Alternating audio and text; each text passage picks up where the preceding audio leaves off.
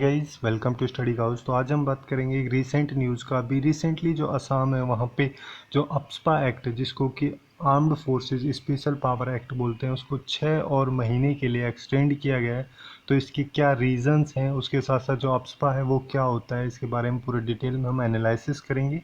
और अगर आपको ये वीडियो यूज़फुल लगे then do like, share and subscribe to study house. Okay, so let's start.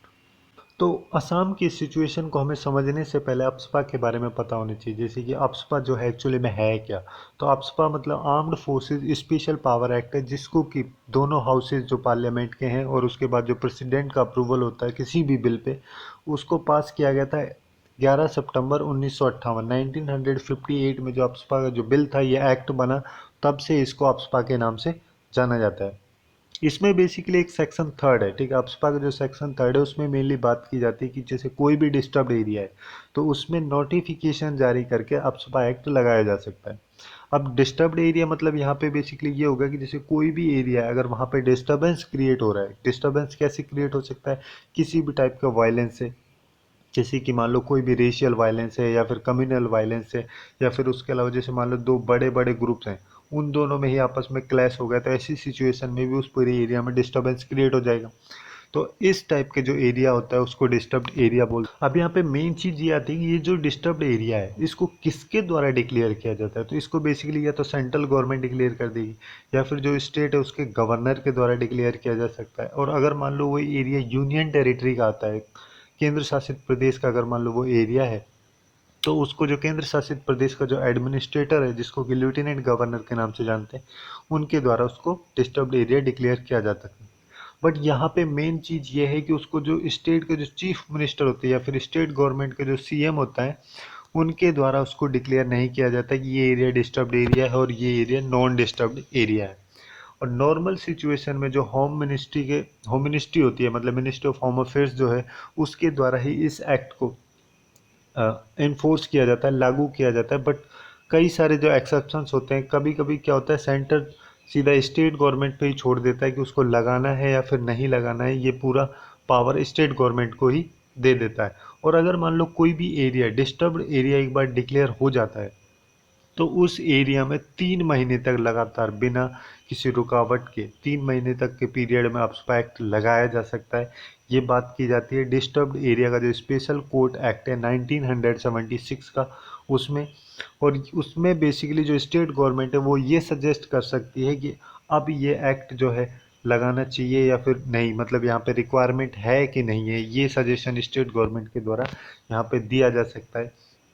अब यहाँ पे कई सारे प्रोविजंस आते हैं अप्सपा एक्ट में, जैसे कि कोई भी सस्पेक्ट को अरेस्ट किया जा सकता है इस एक्ट के अंदर बिना किसी वारंट के, ठीक है। और जो आर्म्ड फोर्सेज होते हैं वो जो गैदरिंग होती है, मतलब 5 या 5 से ज़्यादा लोगों की जो गैदरिंग होती है, बैठक टाइप से मीटिंग करते हैं, उस टाइप की जो मीटिंग्स होती हैं उन सबको प्रोहिबिट करने का काम होता है। यहाँ पे आर्म्ड फोर्सेज को पावर दी जाती है।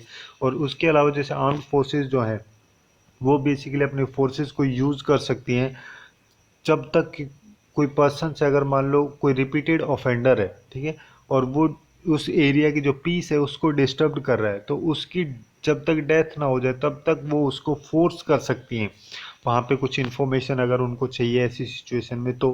और उसके साथ साथ ये एक्ट बेसिकली आर्म फोर्सेस को अलाउ करता है कि वो किसी भी व्हीकल को स्टॉप कर सकते हैं, कहीं पे भी रोक सकते हैं, उसको सर्च कर सकते हैं। ये सारी जो प्रोविजंस हैं इन सब के बारे में बात की जाती है अप्सपा एक्ट में। अब इस अप्सपा एक्ट का थोड़ा बैकग्राउंड अगर हम देखें तो जो 7 सिस्टर्स हैं उन सब में जो अप्सपा एक्ट है उसको इन्फोर्स किया गया था, जैसे कि अरुणाचल प्रदेश हो गया, नागालैंड हो गया, मणिपुर, असम, मेघालय, त्रिपुरा एंड मिजोरम। ये जो 7 सिस्टर्स हैं इन सब में जब इनको स्टेट बनाया गया था उसके बाद में वहाँ पे अप्सपा एक्ट लगाया गया था। मेनली होता क्या है कि जैसे अप्सपा एक्ट जो है तब लगाया जाता है किसी भी डिस्टर्ब एरिया में, जब डिस्टर्बेंस ज़्यादा होता है तो ऐसी सिचुएशन में अप्सपा लगाया जाता है। अब यहाँ पे जब इनको ये जो 7 सिस्टर्स हैं जब इनको स्टेट बनाया गया तो वहाँ पे इंसर्जेंसी की जो सिचुएशन है वो काफ़ी ज़्यादा बढ़ गई थी। तो इस सिचुएशन को कंट्रोल करने के लिए जो गवर्नमेंट है उसके द्वारा अप्सपा एक्ट लगाया गया था। और इसके अलावा जैसे पंजाब है उसमें भी 1983 में 1983 में जो अप्सपा एक्ट है उसको इम्पोज किया गया था। और जम्मू कश्मीर जो है, जो अभी तो यूनियन टेरिटरी बन गया है, पर 90s के टाइम पे 1990 में वहाँ पे भी जो अप्सपा एक्ट है उसको इम्पोज किया गया था, उसके बाद से कई बार इम्पोज किया गया था। अब अगर रिसेंट न्यूज़ की बात करें तो मार्च 2019 में जो अप्सपा है उसको मेघालय वाला जो रीजन है वहाँ से कम्प्लीटली उसको रिमूव किया गया था। और यहाँ पे एक कमेटी भी बनाई गई थी जिसको कि जस्टिस जीवन रेड्डी कमेटी के नाम से जानते हैं। उसके द्वारा यहाँ पे रिकमेंड किया गया है जो अप्सपा एक्ट है उसको कम्प्लीटली स्क्रैप किया जाए। तो इसके बारे में हम आगे बात करेंगे, बट पहले हम ये जान लेते हैं कि जो असम में ये एक्सटेंड किया गया है 6 more months के लिए यहाँ पे, तो इसकी क्या रीजन है। बेसिकली वहाँ पे रिसेंटली जो इंसर्जेंट अटैक हुए थे जो सिक्योरिटी फोर्सेज हैं उन सब पे, तो ये उसका मेन रीज़न माना जा रहा है कि जो अप्सपा है इस वजह से वहाँ पे एक्सटेंड किया गया है। उसके अलावा जैसे जो असम के कई सारे जो प्लेसेस हैं वहाँ पे जो इलीगल आर्म्स एंड एम्यूनिशंस मतलब कि बंदूक और गोला बारूद जो भी है इलीगल तरीके से लोगों के द्वारा एक्वायर की जा चुकी है वो रिकवर की गई है वहाँ पे फोर्सेस के द्वारा। तो इस वजह से ही जो असम है वहाँ पे अप्सपा अप्सपा जो एक्ट है या फिर armed forces special power act जो है उसको इम्पोज करके 6 और महीने के लिए बढ़ा दिया गया था। अब इसको लेके जो अप्सपा एक्ट है इसको लेके भी कई सारी कंट्रोवर्सीज हैं, जैसे कि जिसके बारे में अभी हम बात कर रहे थे जीवन रेड्डी कमेटी जो है बीपी जीवन रेड्डी कमेटी जिसके द्वारा जो नॉर्थ ईस्ट रीजन में क्या रिलेशंस हैं उनको एग्जामिन करने के लिए इस कमेटी को एस्टेब्लिश किया गया 2015 में।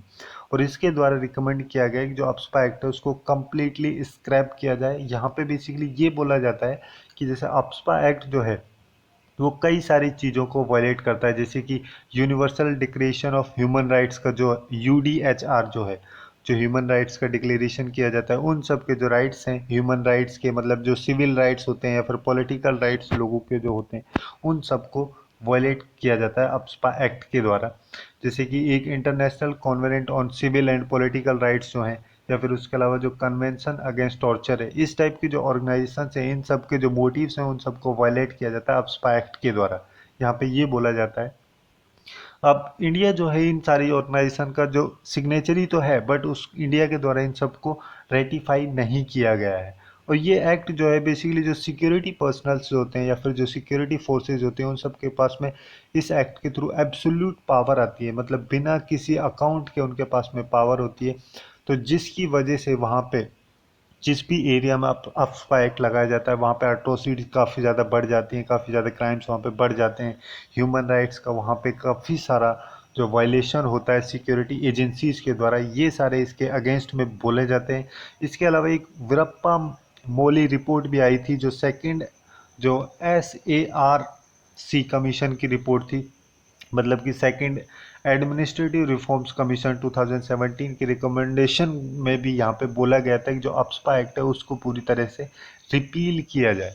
तो यही थी कुछ इंपॉर्टेंट इन्फॉर्मेशन अप्सपा एक्ट से रिलेटेड। Hopefully you guys find it useful and if you find it useful then do like share and subscribe to study couch. Thanks for watching and have a good day.